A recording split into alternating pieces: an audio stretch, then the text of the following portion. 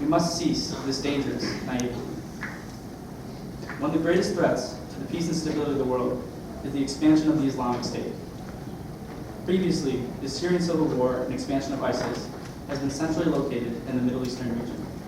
But now the issue has transformed from a domestic issue and become an international issue as a result of the naive attempt at halting the spread of ISIS.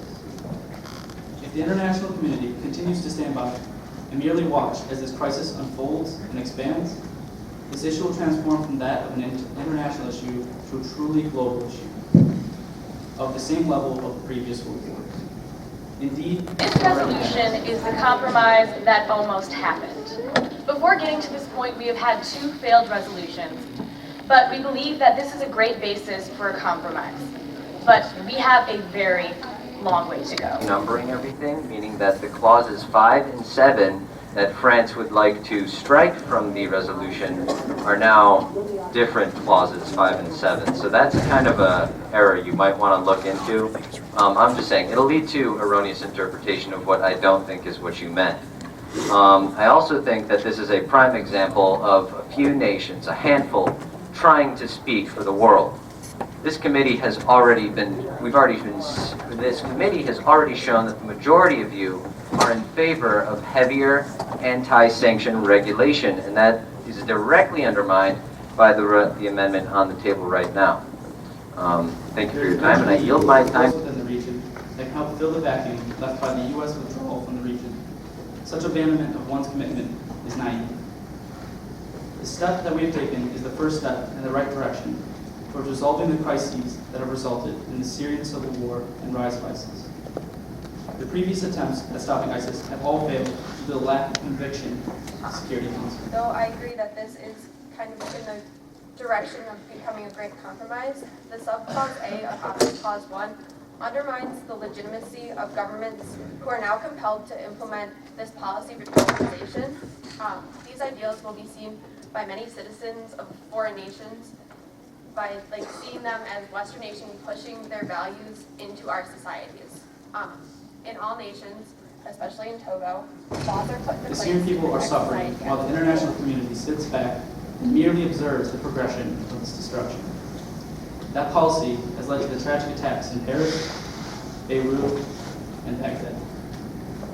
It also resulted in the mass migration of millions of Syrian people caught in the murderous tide. And goes against Part 3, Article 18 of the ICCPR, which states, "No one shall be subject to coercion which would impair his freedom to have or to adopt a religion or While belief." dealing with human rights issues, we must ask ourselves 2 questions. Does this resolution protect our people?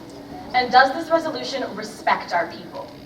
While all of this resolution can answer the first question, we simply believe that Operative Clause 1 does not respect the people of my nation as well as several others.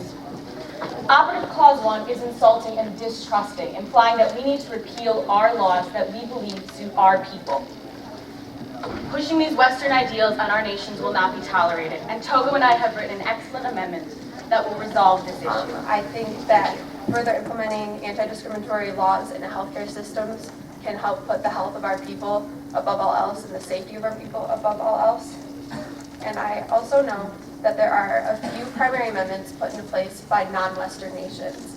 I think if we begin to consider these primary amendments, we can see movement away from the primarily Western and progressive ideals and more towards something that is comfortable and easy to transition into from non-Western nations. I think this will respect Western ideals, but still award smaller sovereign nations the ability to implement gradual change, which we need. With that being said, I would like to motion to introduce Togo and Russia. To simply ignore the Syrian government in their fight against Daesh is wrong, considering that this crisis started with Assad requesting the aid from the international community to fight against Daesh militarily and monetarily. So to simply ignore that plea for help, it has led to all the actions that have followed. We think that the only reason why the U.S. Doesn't want to support Syria in their endeavors against Daesh is that they haven't placed that government into power themselves. They placed the Iraqi government in power by themselves when they invaded, so therefore they have a certain amount of control over that government, and that's why they'd want to help support that one, which is ludicrous in my opinion. We need to focus on aiding the regional bodies in their fight against Daesh, and we need to cooperate with them in their fight against Daesh if we want to be truly successful at not only combating Daesh, but reducing the civilian casualties that result from any kind of military action. With that, I use my time for questions.